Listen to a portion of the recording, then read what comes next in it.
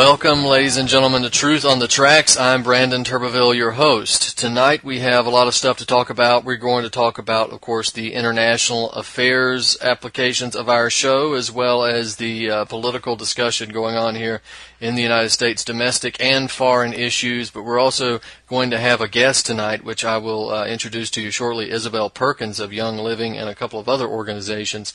And we're going to discuss, a number of different things. But before I do, I'd like to remind you that you can catch Truth on the Tracks here every Monday night and Friday night at 9 p.m. Eastern Standard Time here at ucy.tv.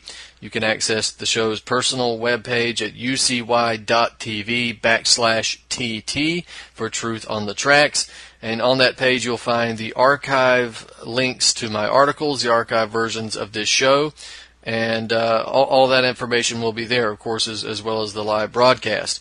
I'm also a staff writer for activistpost.com that you can check my work out as it comes out on that website there in real time. But if you're interested in my work specifically, then I would remind you to catch BrandonTurbeville.com. Go visit that website. That is the website where I repost all of my work, all of my articles, all of the YouTube videos, the interviews, and the archive versions of this show. And there's also a books tab there as well if you want to purchase the books. There's an events tab. All of the relevant information is there, as well as the contact information. It's all there at BrandonTurbeville.com. Now, tonight, our guest in the first few minutes of the show is Isabel Perkins. She is a homeschool mom of three, a Young Living distributor for the Columbia, South Carolina area, an activist with Moms Across America and with March Against Monsanto. So we're going to have information about what those organizations are doing currently, some actual activities that are going to take place on the ground in the next few weeks and months. And, of course, we're going to talk about Young Living. Her website is youngliving.org/Isabel Perkins, and her name is spelled ISABELPERKINS. Again, that's ISABELPERKINS. So that's Isabel Perkins, youngliving.org/Isabel Perkins. Isabel, welcome to the show. Thank you for having me. How are you, Brandon? Oh, I'm doing well. I'm glad to have you on. And so tell us a little bit, just introduce yourself. Tell us what Young Living is and what the essential oils are. Just run us through the basics of what you've got going on there with the Young Living products. Sure, absolutely. Let me mention Gary Young, founder of Young Living Essential Oils, has been in a logging accident at the age of 24. This left him confined to a wheelchair for life, according to medical prognosis, and he wanted to find a way to heal himself naturally. That belief and determination took him down an unknown path that led to what Young Living has become 40 years later. This has been a life-changing for him, and he's been able to restore his body, enabling himself to help others and give hope to others. And whether you want to fill your home with safe, purifying products, strengthen physical wellness, or improve emotional balance, maybe you want to balance naturally your natural beauty, you can do that. Young Living has 100% therapeutic-grade essential oils and oil-infused products that will help you along your journey. Now, you may ask, what is an essential oil? Essential oils are aromatic liquids found in shrubs, plants, trees, roots, bushes, resin, and seeds. The oil, also known as nature's living energy, contains a unique therapeutic-grade constituent. Each bottle of Young Living essential oil is labeled to help you experience amazing health-supporting benefits of those oils. Now, you can apply them in 3 different ways. You can inhale them, you can use them topically, or you can have internal consumption. Now, if you want to inhale them, you can do that directly from the bottle. You can diffuse it in the diffuser, or you may want to pour hot water in a bowl and add a few drops of essential oil. This, you cover your head with a towel, and you just lean over and breathe that in deeply and slowly. You may also want to apply it topically. Place 2 to 3 drops of the oil in the palm of your hand or directly to the desired area, your body, massaging in circular motion. And another way you can use is with a carrier oil. Young Living sells carrier oils, or you can use one of your own. And if you wanted to put on one of our Glide Fitaments, we have those as well. You may want to also take them internally. Now, not all oils are recommended for internal consumption, but some are. And they make excellent dietary supplements and food flavoring. Right now I'm using Citrus Fresh blend and my daily morning 16-ounce glass of water, and just 4 drops a day is helping me shed my winter weight. So I'll be Beachbody ready by summer. So far I've lost 10 pounds in 2 months with Citrus Fresh, and that costs about $20.07 plus shipping. But for your listeners, I'm going to do a special offer. If they go online and fill out a retail customer form, they'll get free shipping on their first order and no tax.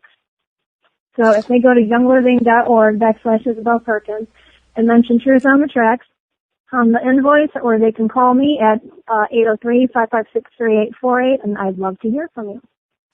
So there's a contact tab that's on your website? Oh, absolutely.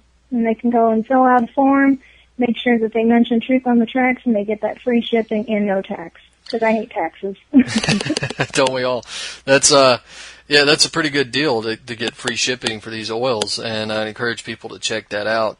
Now, just a quick question. What was the difference between what you referred to the oils as therapeutic grade? What's the difference between therapeutic grade and some other type of grade? I guess it would be normal grade. I mean, I'm not really sure. Well, there are lab-created essential oils out there which are not safe for consumption. You never want to put those into your body because you never know what's going to happen with scientific lab-created stuff. Our distillation process is unmatched.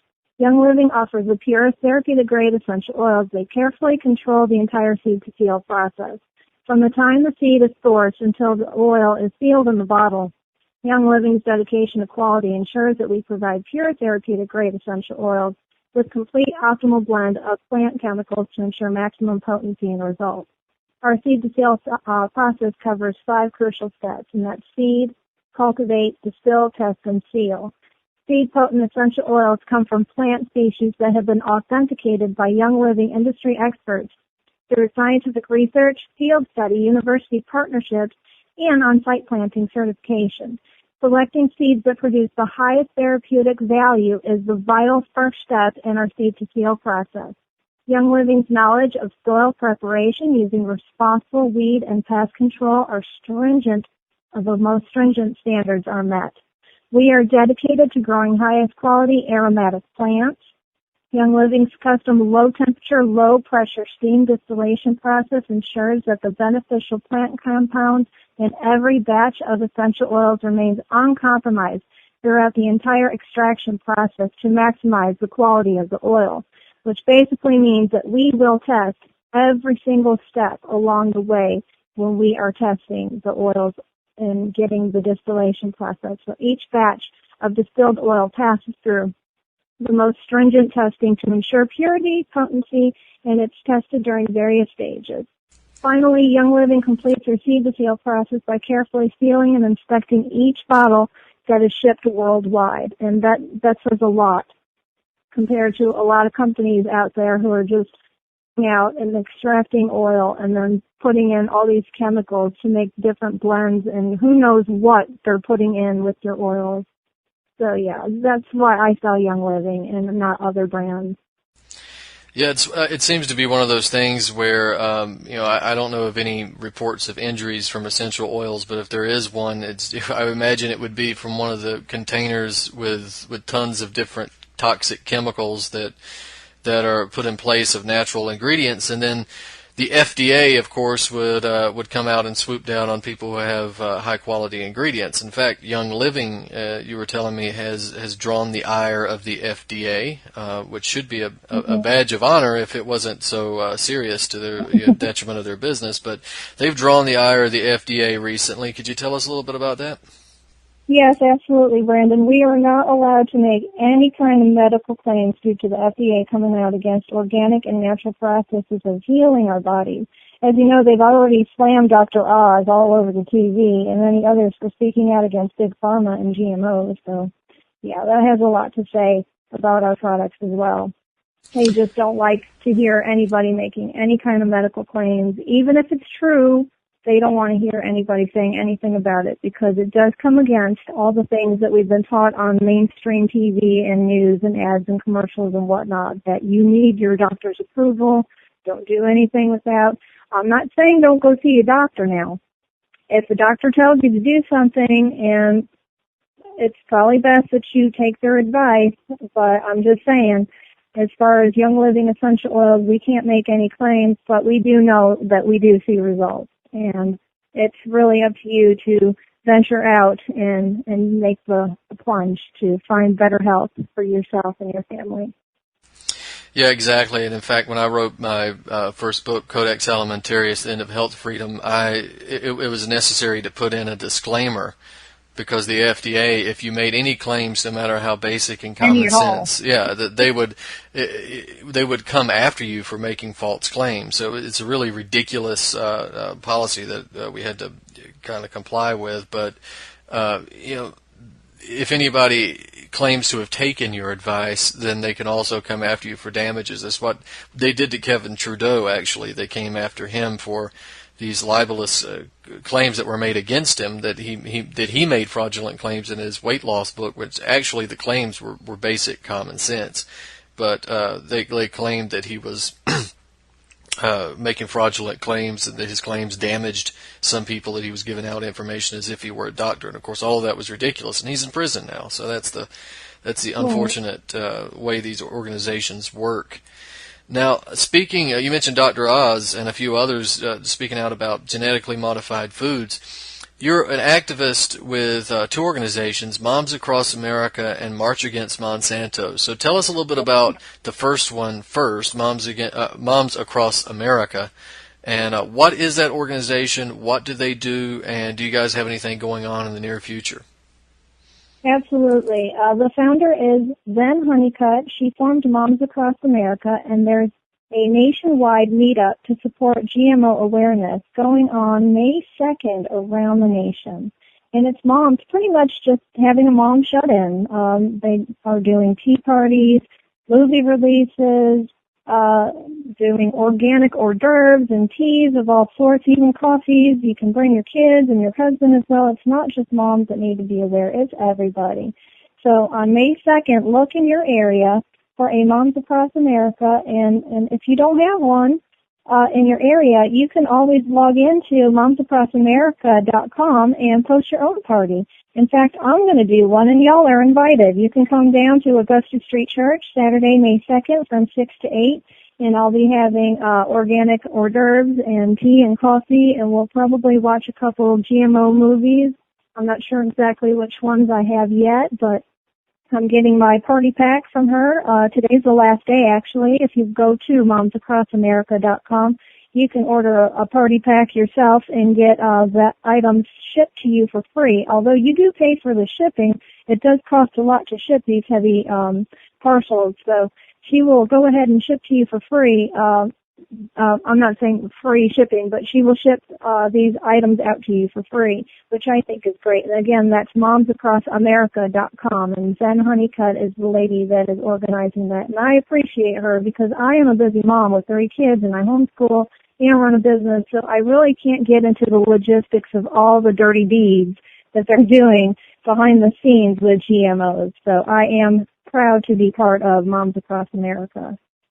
So the other group I'm a part of is March Against Monsanto. If we could, before we move on to March Against Monsanto, I just wanted to expand on the Moms Across America idea. Right? Basically, this is a movement on May 2nd, you said? Right. To encourage moms all across the country to get together and discuss the dangers of GMO foods and what they want to see done about it and what they can do about it, and make connections and make connections with like-minded people and that sort of thing, correct? Absolutely. And it's vital that all of us get involved with that, not just moms, but everyone, and children too. The more people know, the less they're afraid to speak out. The less they're afraid to speak out, the more they'll talk to their legislators. The more they talk to their legislators, the more actions they're going to have to take and start labeling GMOs. So tell us one more time where people can go to find out events in their area, and then tell us where your event is going to be located. Absolutely. That's www.momsacrossamerica.com. And my event is going to be held on May 2nd at Augusta Street Church, and that's 603 Augusta Street. and that'll be going on in West Columbia, South Carolina, 29169, from 6 p.m. till 8 p.m., Saturday, May 2nd. And for the listeners, generally, if you're going to West Columbia, you would be familiar with the area, but Augusta Street is spelled Augusta. Yes. Okay, so let's talk about the other group. A lot of the listeners are going to be familiar with it. Nick Burnaby of UCY and the anti-media is very active in March Against Monsanto. But for those who may not be familiar, why don't you explain what this is and what you guys have got coming up in the near future? Absolutely. Come out to March Against Monsanto, Saturday, May 23rd from 10 a.m. till noon, right there at the State House in Columbia, South Carolina. It's on Gervais Street, kind of close to my favorite restaurant there. I'm going to plug the Mellow Mushroom. They're very close by, and if you come on out, it'll be from 10 a.m. till noon. Come exercise your American right to free speech. And the address there is 1101 Gervais Street, Columbia, South Carolina, 29201. And again, Gervais Street is Gervais. That's not the way it sounds, but Absolutely not. Give the address one more time, please. Sure, it's 1101 Gervais Street, Columbia, South Carolina, 29201. And again, this is going to be at the State House, right? So that's this right downtown. It's right in the middle of everything. You ought to be able to find the State House, and you ought to hopefully see a group of people out there with some type of signs or paraphernalia. If someone is not in South Carolina, where can they go to find events in their area? They can go to March Against Monsanto on Facebook, and they will be able to find events. I believe there's also one going on in Charleston. If they can't come out to Columbia, South Carolina, they can go to Charleston, South Carolina. There should be an event out that way. And they are going on worldwide. This isn't just a nationwide thing. This is a worldwide event. We have people from Australia, people from Russia, Mexico, Canada, anywhere. They are all upset about genetically modified foods. They're burning crops. They're banning GMOs. They're not allowing Monsanto to rest, and we need to be part of this. Absolutely. People should go check out the website and get involved. Now, I forgot to mention when we were talking about your Young Living products that you also have a social media presence, right? What is your Facebook page for your products? Sure. If people want to find me on Facebook and check out my website there, if they go to Young Living with Isabel Perkins, you'll find me on there.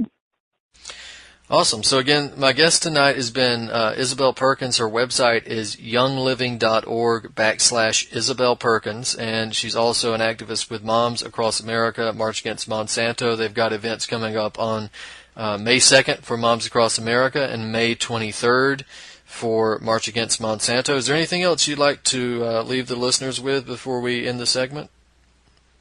I believe that we've pretty much covered everything, but like I said, you're more than welcome to check out my website on Facebook and definitely get involved, because if you don't get involved, then nothing will get done, people, and we need to get changes going in the right direction if we want our children to see the change we believe in. So it's just me. Yeah, absolutely. Now is the time. Now is your chance. No more. I'm going to do this at some point in the future. The future is now, and these events are available. Somebody's already done most of the work for you. So just join up and be part of it. So Isabel, thank you so much for coming on tonight. If you don't get involved, right? Absolutely.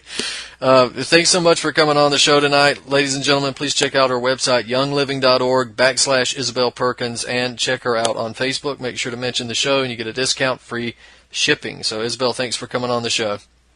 You're welcome, Brandon. Thank you so much for having me. Y'all have a blessed night. Bye now. You too. Okay, so on the topic of natural health and Monsanto specifically, we should mention that apparently Neil Young has an album coming out in the near future called Monsanto Years, and it's going to be a protest album about the process of genetic modification and the ability that Monsanto has and has already taken advantage of to control the nation's food supply, along with a number of other companies as well. Of course, we should remember that Monsanto, while it's sort of the tip of the spear in the leadership of these major corporations to dominate the food supply, to genetically modify foods and that sort of thing, that it's not the only company involved with this. But just got a brief article up at naturalblaze.com. It's also up at brandonturbeville.com called Neil Young Speaks About His New Album, Monsanto Years. And you can take a look at that album and see what he has to say about it and what some of the songs are going to sound like on the album when it's released. And so we're excited about that. So go check that out. It should be some good music. Neil Young's always a great musician, so that's pretty interesting. Now we've got to talk about the question of vaccines, but before I do, I want to make a point to everyone who's involved with the March Against Monsanto, with all these other groups who are anti-GMO. And I've said this before. Isabel, who was just on the show, she just mentioned that the March Against Monsanto march is coming up in May, and that there should be a lot of participants all across the country. And in that vein, I want to point out to everybody who's going to participate that year after year after year, I go to these things and I see individuals showing up, and the average person doesn't or is not aware of the fact that genetically modified foods really even exist, or that they have harmful side effects, right? The average person doesn't really know about this. So a minority of people in this country are aware that genetically modified foods are dangerous and that they pose all these types of risks to the environment, to individual health, and that sort of thing. Now, that being said, out of that distinct minority that is aware of this situation, only a very small amount of those people will actually come out and participate. And those are the people you're going to see at March Against Monsanto. And unfortunately, those numbers seem to get lower and lower in terms of political participation all across the board, not just in the issue of genetically modified foods. But you see these things where there's a distinct minority who's aware of the problem, and out of that minority, there's another distinct minority who will actually do something about it. So when you go to these marches, these are the people that you come across. And again, I go to these things to cover them or participate year after year, and what I see is that you'll get 50 people, 100 people showing up. They have a few speakers, some people hold some signs, they text on their cell phone, and then they leave. And they don't network. They don't meet other people. They don't contact one another. They don't exchange contact information. They don't work toward building something else in the future. And this is ridiculous. Guys, if you're going to go to a protest movement, you're there with your friends. You're there with your people. Right? These are people who care about the same things that you care about and care about them enough to get active. Look around at the people who are at that protest movement and speak. Start talking to one another. Make a new friend. Maybe not even a friend, but just a business partner. Somebody that you can work with to bring about the change that you're trying to accomplish. Why is this so hard? Why is this so hard for you to look at the person next to you and introduce yourself? And you've already got a topic of interest. You're at the March Against Monsanto, for God's sake. Talk about GMOs. If you're at a anti-war march, then you're interested in stopping wars. So talk to one another. You probably aren't going to agree on everything. Doesn't matter. The idea of actually building some type of united front or a successful movement is the ability to work with people that you don't necessarily agree with. And that's what you've got to do. You've got to just look at the person next to you, exchange your phone numbers, exchange your email address, hook up with each other on Facebook, and start talking about what you can do in the future. If nothing else, you might meet a new friend. I can't tell you how many times I've met people, maybe listeners to this show, who will say, I feel so alone. I can't talk to people. My friends, I can't talk to them about these types of issues, and I feel so alone. I have a big empty space in my life. Well, Jesus, you go to a protest movement, and there's people who you can talk to about these issues, and you make no effort. So you're going to have to start making an effort. And just because you had one protest movement that day doesn't mean you can't coordinate with one another and start talking to one another and trying to do something in the future. It doesn't have to be a big protest movement. Maybe you just hand out flyers. Maybe you leave flyers at a store. Maybe you work on an article together, try to get it in the paper, or whatever else comes up. It doesn't matter as long as you're doing something. And two heads are better than one, and you might make a new friend out of it to begin with. So at least have somebody to talk to. But that's what I want to tell each and every one of you. You have got to start connecting with each other. Forget the damn cell phone while you're at the protest. Just talk to one another. Make connections. Build yourself a network and connect your network to other networks. This is how you do things in the real world. This is how you accomplish things. Not just showing up and tweeting while you're at the protest movement and ignoring everyone around you. So get smart about this stuff. It's time to get serious. The window is closing, and it's time for you guys to start stepping up to the plate and at least doing the absolute minimum that is required to do something.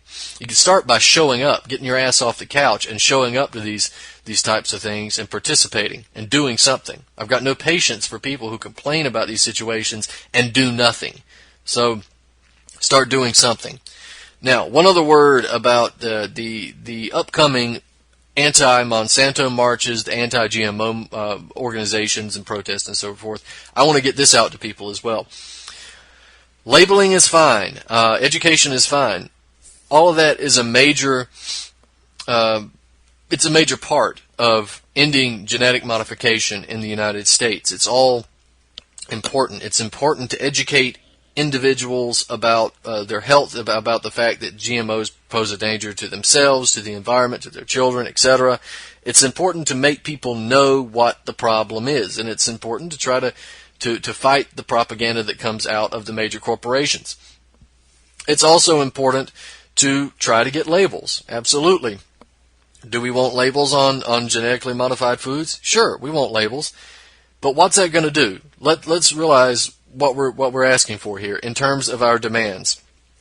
You see, the problem with the anti-GMO movement in general is that it doesn't have a clear set of demands. One could argue that the demands have been just to label the food, but that demand, I'm sorry, is weak. It's sort of a well, it doesn't really address the issue, does it? Because you label GMO foods, and now you've got a grocery store full of GMO foods. And I know that a lot of my libertarian friends are going to say, "Oh, well, if you label it, then the market will take over." Actually, a lot of my libertarian friends might not even support the labeling, and that's horrible. But it's a disgrace. But a lot of people will say once you label it, you can let the market take over because more people are going to see that these GMOs are there in this food product, and they're going to go out and buy other products, the ones without the GMO label, with the ones with organic labels or basically clean food. Well, in case you haven't looked around lately, ladies and gentlemen, the economy, we have about 25% unemployment, and that's actually a lowball number when you adjust for the real unemployment rates. And you look at the fact that people just don't have any money. Well, they're not going to be able to look at the label and move on and go buy organic products. You know, if you're just barely paying the rent, you barely have enough gas to get to the grocery store, you have to bum a ride to go to the grocery store, you're not going to spend $7 for a carrot or a bag of carrots. You can't do it. You can't survive that way. So it doesn't really do anything to address the issue here is that GMOs have basically controlled the food supply, and if you're arguing that the market, that the consumer should just start buying organic and that's the solution, well, you don't have a solution. That's putting the responsibility for the total control of the food supply by major corporations on the backs of the consumer, the people who've already been raped and beaten down and stolen from and propagandized for years and years and years. You're putting it on their backs and not on the people who are actually responsible for it. Now, do GMO corporations want labeling? Well, of course they don't. They want the best of all possible worlds, which is the total control of the food supply. The average person doesn't know it. The average person has to buy it. And they don't want organic options. So the best of all those worlds for them is no organic options, period, and a stupid, dumbed-down society that just buys all the GMO crap that they sell. And they're well on their way to that. But That being said, they don't want labeling, but they're not that concerned with it. Do you have any idea who funds a lot of the labeling movements, the just label it movements? These are people who have connections to these GMO corporations. At the Obama White House, there's individuals that have connections to the Rockefeller foundations and so forth, supporting just label it. Well, damn it, we don't want to just label it. What we want to do is ban it. We don't. If GMOs didn't exist, it wouldn't be an issue. We wouldn't have to label something if it didn't exist. And I know my anarchist friends and my libertarian friends are going to freak out and say, oh no, we can't do that because that legitimizes government. Yeah, it does, doesn't it? Too bad. Deal with it. We're not going to eat GMOs because anarchists want to throw fits in the park and accomplish nothing. Sorry guys, you're going to have to move on with that. Go somewhere else. Go ruin civilization somewhere else. You can educate people is fine, but if all you want to do is educate people, your movement is a dead end. It's totally worthless. Just label it, people. Yeah, you got the right idea. Let's push for labeling, but don't waste your energy on labeling. Don't waste all that time and money. Look at all the money you've spent just trying to label GMOs. Don't worry about labeling. Ban them. Get rid of them. That's what we want. We want a ban. And you can look at things like parity agriculture for solutions to the farmers that have already been put on the hook by Monsanto to get them off of the hook. And we can look at, I'm not saying that everything has to be organic, 100% USDA organic, but what I'm saying is that we can get away from genetic modification. Even if they're using pesticides, that's another issue, sort of a separate issue. But at least it's not genetically modified. Ban the GMOs. We can do this. We don't need GMOs. They don't feed the world. It's quite the opposite. Just get rid of them. Just get rid of them. Don't waste your energy on something that's only going to get you negligible results. Labeling doesn't address the root issue. Banning does. So that's what I want to tell everybody who's involved in the March Against Monsanto, the anti-GMO movement. Forget labeling. Support it. If it becomes an initiative, sure, go to the polls and vote for it. But don't waste your energy on this. Do what the corporations are terrified of you doing, which is banning it. So, let's move on to another health-related issue. And this is the vaccine issue. The GMO issue is one, of course, you're going to get a bunch of hipster scientists, well, not really scientists, but the hipster science crowd, the college graduates who are making, low wages, and they all they can do is grow beards and talk about how great science is. And these guys are going to support GMOs. They don't have a problem with GMOs and that sort of thing. They don't have a problem with vaccines. And if anybody questions that, then they don't worship their god of science. Well, the GMO issue is one that has largely taken hold across the country. It's not just a small group of conspiracy people who don't trust GMOs. There's more and more people. It's starting to become slightly more mainstream. And of course, it was becoming much more mainstream a year or so ago before the propaganda campaigns came out and they started calling people foodies, and basically you were some upper middle class white soccer mom who was a helicopter parent, and you couldn't you were just spoiled and you wanted everything just right, and all this type of stuff. This was propagandized into people to make it look like you were a jerk if you wanted organic food, and it worked for to some extent. A lot of the hipster science people jump right on board, as they always do, because they don't have a brain. I guess their beard is pulling out the brains in their head. But the vaccine issue is one in which we are losing, and we're losing the vaccine issue because now they're trying to mandate it, and it looks like it's coming. Like it's going to happen. And one of the reasons is that a lot of people aren't speaking out about the dangers of vaccines because you're scared that your little hipster friends won't want to hang out with you anymore, or that you might make a statement that other people don't disagree with and they might needle you at Friday night dinner or something. Well, that's just tough. You can start by, you don't have to be overbearing about it, but if you're afraid to speak your own opinion around the people that you hang out with, then what kind of group of friends is that? Why would you want to hang out with these people on a regular basis, right? Start speaking your mind. If you don't vaccinate, say you don't vaccinate. Don't pussyfoot around with this. Speak out.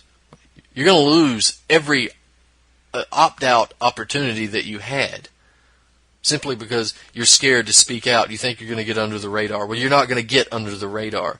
And I'll give you an example.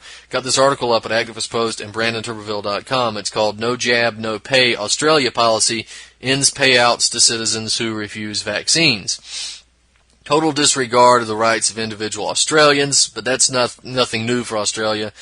The Australian government had not only passed measures to what they call tighten guidelines on the ability to obtain religious exemptions to vaccines, but they've also passed what they call a no jab, no pay policy, which ends government welfare payouts to those families who refuse to vaccinate. We've got Australian Prime Minister Tony Abbott recently announcing the new policy. He's saying that it's going to eliminate the conscientious objector status for individuals who are morally, evidentially, or philosophically opposed to vaccination beginning in January 2016. Abbott, along with Scott Morrison, who is the Social Services Minister in Australia, gave a joint statement, and this is what they had to say, quote, "The choice made by families not to immunize their children is not supported by public policy or medical research, nor should such action be supported by taxpayers in the form of child care payments," end quote. Well, it might not be supported by public policy, and it might not be, the medical associations may not want to address it, but there's plenty of evidence that not immunizing your children is the healthy choice. And of course, this works because you've got, again, the hipster science crowd who is out hopping around claiming that anybody who doesn't worship at Bill Nye's feet is a Luddite and a moron and probably a religious fanatic. But you've also got the right-wingers who love to take money away from anybody that they can, except for them, of course. But they love to take money away from anybody that they can possibly take it from under the guise of not having to pay for this for somebody else. So you got both sides jumping on board here. So basically what's going to happen is that families who refuse to vaccinate their kids are going to lose child care benefits from the government. That's going to cost a lot of them up to $11,000 or Australian, I don't know what the equivalent would be in Australia, but $11,000 per year. We're going to have thousands of families going to either lose out on welfare payments if they continue to not vaccinate their kids. And the Australian government is estimating that about 39,000 children under the age of 7 have not been vaccinated because of their parents' objections. Oh, how horrible that parents have the ability to choose what's best for their kids, and it's not the state, because the state should be making those decisions. And as you can see, the state is making those decisions. Now, in regards to the so-called tightening of religious exemptions, Morrison, the Social Services Minister, stated that the guidelines overseeing the application and granting of these exemptions are going to be eroded. And he said this. He said they're going to be eroded. He stated that the new policy will now require, quote, the formal position of that religious body, the formal position of that religious body being advised to the government and approved by the government. This is a very significant narrowing. Yeah, essentially they were considering just leaving one group of religious people to get those exemptions, and now they've even changed that, so nobody's really going to be able to get them. So this is a foreshadowing of what's coming to the United States and the rest of the world. We have this California law that's been approved by the California State Health Panel. It's been approved by another executive panel, and it's going to go to the House, the California State House, and that's going to eliminate all vaccine exemptions except those given by doctors for medical reasons. And trust me, they're not going to give those out because these doctors are, their egos are as big as the office they're working in, and they don't believe that there's anything wrong with vaccines at all, so they're not going to give these things out. So the California bill, the new Australian law, all of this extremely dangerous health policy, and especially when you consider all the evidence that point toward the dangers of vaccines, but it's more so, it's an assault on individual liberty. It's an assault on the right of choice.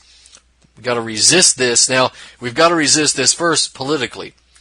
Then there's a time for conscientious objection. It is just refusing. But of course, we know what's going to happen when you refuse the state and their precious vaccines. They're going to come after you personally. They're going to come after your children. And then, well, what can I say? You have to resist this by any and all means necessary. There is a time for self-defense. And when someone comes with a needle to inject your child with a dangerous toxic chemical, then, well, that's the time for self-defense, shall we say. Now, we're going to look at the other vaccine issue. We've had this more hipster science, right? We've had an independent study finding another independent study driving the nail in the coffin of people who question vaccines and believe that it's linked to autism, right? Got this article up. You've got to check this out. It's written by myself and Heather Callahan, so it's up at Activist Post, Natural Blaze, and BrandonTurbeville.com. Independent study finding no MMR autism link, not so independent. So, you would have thought by all of the media representations of this study that came out claiming that there's no link between the MMR shot and autism, you would have thought that this was conclusive, right? It's a known fact that there has never been a study proving the safety or effectiveness of vaccines that wasn't linked to a pharmaceutical firm or a vaccine maker. And in fact, if vaccines were so easy to prove safe and effective, then certainly by now an entirely government-funded or independent agency would have done it. They would have proven it, but they can't. All they find is that the results are negligible at best. Now, with these recent reports, though, that have come out, you would have been tempted to believe that we finally got an independent study that finally proved that the MMR vaccine isn't linked to autism. But all you got to do is do some brief research into this allegedly independent review panel, this darling of the month, MMR is not related to autism study, and you'll find that this is certainly not the case. It's not independent. So this is the study. If we have a chance, maybe we'll comment upon the methods that they use. But let's just look at who is connected to the study first. The organization that conducted the study is called the Lewin Group. And the Lewin Group is a corporate healthcare consulting firm. It's based in Falls Church, Virginia. That's an interesting place to be located. A lot of interesting corporations and intelligence agencies operating in Falls Church. The Lewin Group works with a wide range of players in the medical establishment. The major pharmaceutical companies, for instance, are close associates. Pfizer, Johnson & Johnson, Novo Nordisk is another big pharmaceutical company that Lewin Group works with. Now, two out of those three, are not only vaccine proponents, they are vaccine manufacturers. So all three are proponents, but two of these companies are vaccine manufacturers. So there's your link right there. But the Lewin Group also works with a number of major medical and pharmaceutical associations and organizations like the Pharmaceutical Research and Manufacturers of America Association. So there you go, another connection. There's a lot more. I linked to all of these in my article, by the way, and you can click on those links and you'll see a brief list. Now, they also work with federal, state, and local governments. The Lewin Group works with a variety of foundations, big surprise. The Robert Wood Johnson Foundation is one. The Heritage Foundation is another. They work with a large number of hospitals, a large number of health systems and healthcare providers all across the country.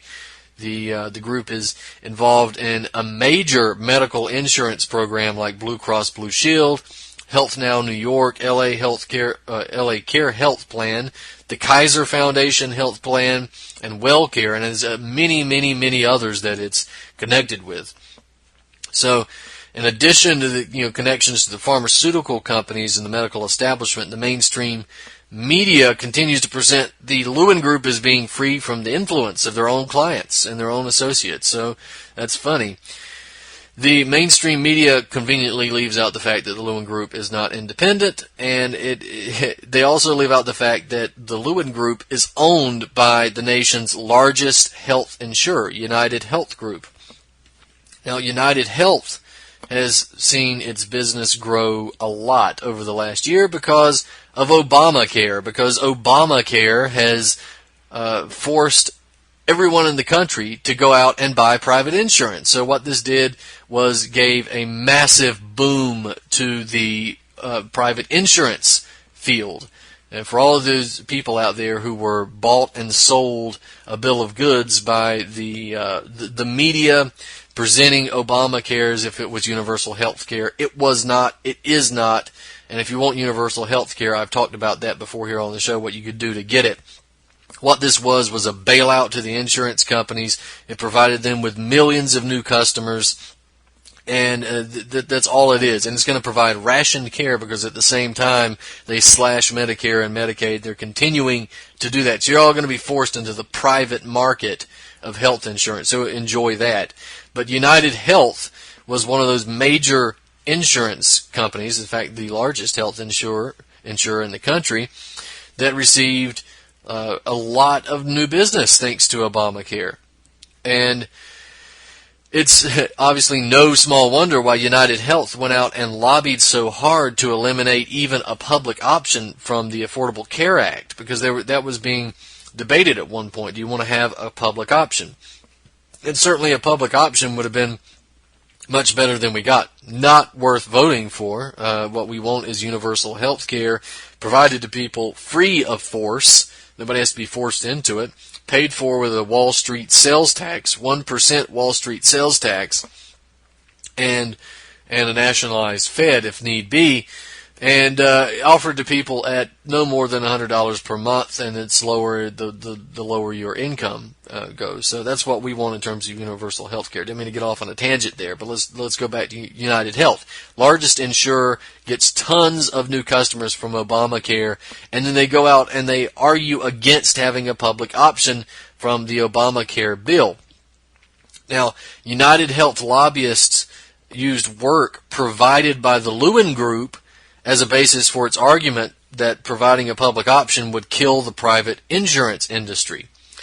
And there's a few Democrats in the U.S. Congress that disagreed. Believe it or not, there were some actual people who disagreed with the Obamacare bill because they realized that it was a disaster, that it was a bailout to insurance companies. In fact, Dennis Kucinich was one of those people who disagreed before he took an airplane ride and suddenly changed his mind. Don't know what that's about. But well, I think we do, but the issue is that the Lewin Group was the organization that was providing these different findings that it was going to be at the end of the world for the private insurance industry if there was a public option.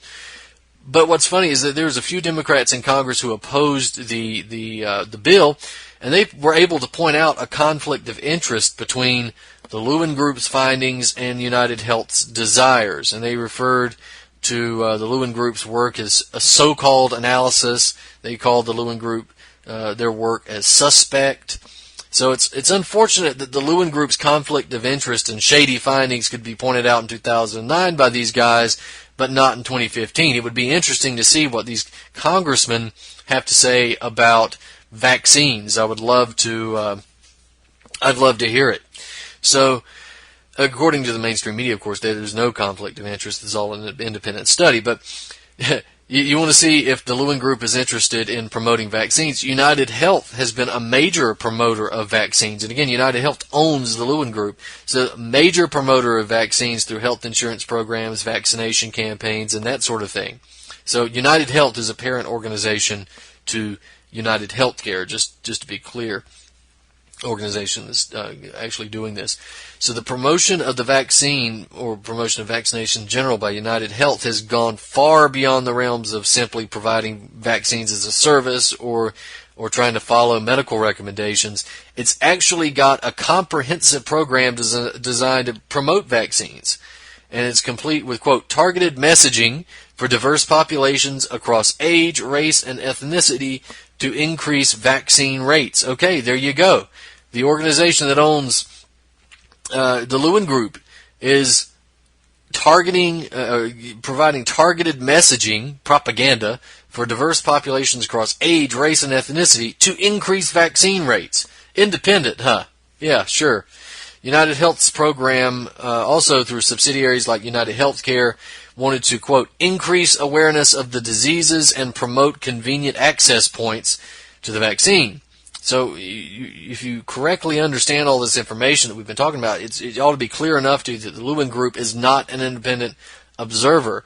If you present it as an independent observer, then that's at best dishonest and at worst part of a coordinated campaign to promote dangerous pharmaceutical products that have been demonstrated to cause a number of serious illnesses to adults and especially children. Now, while there's been legitimate research that has demonstrated harmful effects of vaccines, particularly the MMR shot, that research and the researchers have been demonized, they've been mocked, the researchers have been persecuted by a whorish media, and the unrestrained corporations, narcissistic medical fanatics, they've been really taken out to the woodshed. Now, hack studies like this and purchased scientists like these are presented as the epitome of scientific development, and like the Lewin Group. So, the fact is that there's never been a study proving vaccines safe or effective that has not been connected to a pharmaceutical company or a vaccine maker, and this recent study has refused to change that fact. It has not done that. Now, just briefly in terms of the methodology, this was not a study that was done of a vaccine, children who have taken vaccines versus children who haven't taken vaccines. That'd be interesting to see. This was not a randomized, double-blind, placebo-driven trial. This was none of this stuff. This was what they did was they used United Healthcare's database of people that they're insuring, and they used that database to go through and look at siblings of children who had autism spectrum disorder. Now, it's kind of hard to see what they're actually trying to do here, what they're actually trying to prove, because they're working on a phony basis that autism is genetic, essentially, and it's not. You can see that because if it was genetic, then we would have had that many years ago at such high rates. And even if it was genetic, you've got to ask, why the hell is it so much more prominent now than it was? Why is it increasing? But they're not interested in that. So what they're doing is they're looking at siblings of people with autism, and they're saying there's no link to the MMR shot and autism. So we'll comment more about that in the future. We're going to look more into that, but the basic premise of the study is wrong. So if you don't get your premise right, the study itself isn't going to be right either. So you can check those articles up there at my website as well. Now, we've only got a few minutes left, about 5 minutes left, and I have been doing this 20 Reasons I Will Not Stand with Rand thing for the last few weeks, and I'm going to continue. I'm going to try to get some more in here. I'll just go over the few that I've covered already, right? Number 1, Rand Paul supports the killing of American citizens with drones on American soil without trial. Number 2, Rand Paul is an apologist for greed. Number 3, Rand Paul supported letting BP completely off the hook. Number 4, Rand Paul appears to oppose the minimum wage and other basic common sense labor protections. Number 5, Rand Paul is anti-union. Number 6, Rand Paul supported sanctions on Iran. Number 7, Rand Paul promotes neocon-style Islamophobia. Number 8, Rand Paul's irrational and contradictory stance on Ukraine. Number 9, Rand Paul tried to get Abby Martin fired for asking a question. Number 10, which we ended on last week, was Rand Paul is a supporter of Israel. Now, we're going to look at number 11 briefly. Rand Paul seeks punishment for whistleblowers. Now, I think we covered that last week. We did, yeah. Rand Paul seeks punishment for whistleblowers. Let's look at number 12 this week. Rand Paul hypocritically opposes birthright citizenship. Now, your stance on immigration here doesn't really matter, because this is the Constitution clearly states that those born on American soil are considered American citizens. Now, this show here, we oppose illegal immigration. We support shutting that border down. We support sending illegal immigrants home where they belong. They don't belong here. We also support. We could even do without immigration at all for a few years to try to give ourselves some breathing room after what we've been through with this garbage. But regardless, as opposed to illegal immigration as I am, the fact is the Constitution clearly states that if you're born on American soil, you are an American citizen. But Rand Paul, he wants to appear tough on illegal immigration for the Republican crowd. He says that shouldn't be the case. So the issue isn't really the position itself about being tough on immigration. I'm fine with being tough on illegal immigration. It's the hypocrisy. Paul cites the Constitution as the ultimate authority whenever he attempts to justify opposition, for instance, to the Americans with Disabilities Act, when he justifies his opposition to the Voting Rights Act, when he cites the Constitution.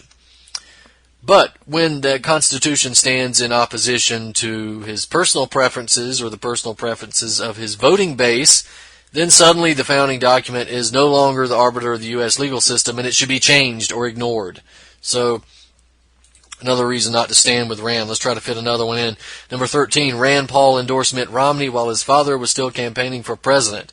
So one of the biggest clues to any of you Ron Paul supporters out there, and any of you libertarians, that Rand Paul was just a neocon in drag was the fact that he endorsed Mitt Romney for president in 2012. But what's worse about it is that Paul's endorsement came before Ron had even dropped out of the race.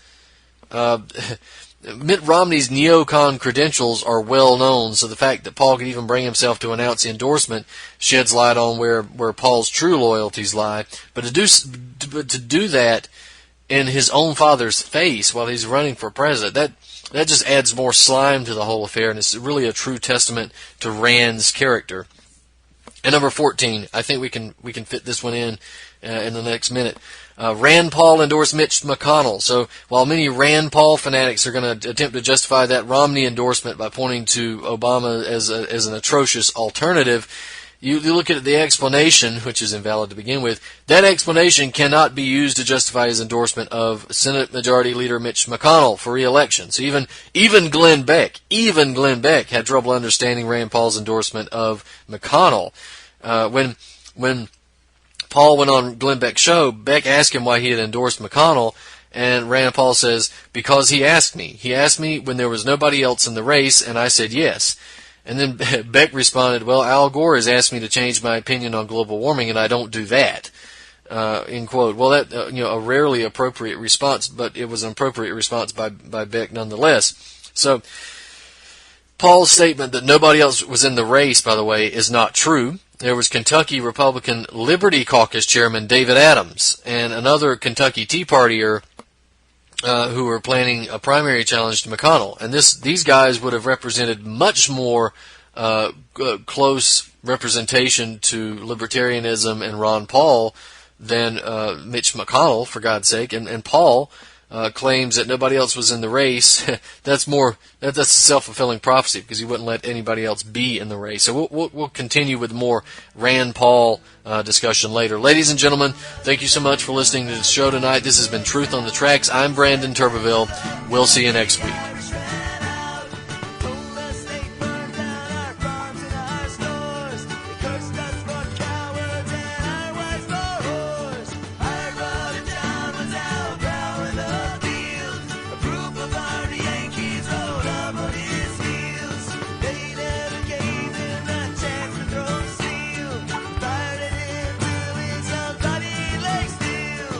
For more news, visit pigminews.com.